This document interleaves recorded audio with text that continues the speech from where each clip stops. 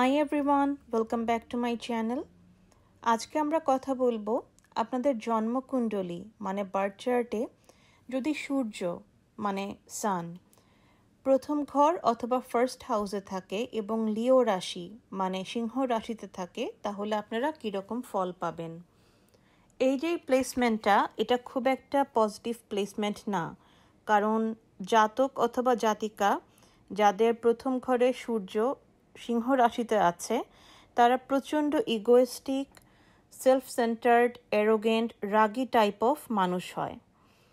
তো এরা খুবই নিজেদের স্পাউস, হাজব্যান্ড ওয়াইফের প্রতি খুবই উদাসীন, সন্তানের প্রতি উদাসীন হয়, মা বাবা ভাই বোনদের সাথে এদের খুব একটা মিলমিশ হয় না, যার জন্য ফ্যামিলিতে বা পরিবারে সবসময় প্রবলেম লেগেই থাকে। সো ফ্যামিলি সাইড বা নিজের ঘরের দিক থেকে এরা একদমই সুখী হয় না।